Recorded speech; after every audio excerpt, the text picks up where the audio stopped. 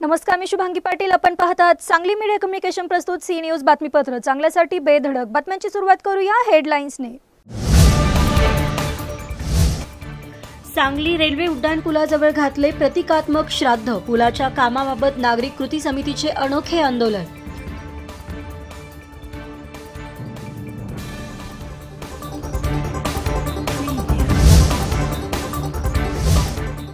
माधवनगर येथील अहिल्यानगर झोपडपट्टीत शिरले पावसाचे पाणी. नागरिकांचे प्रचंड हाल.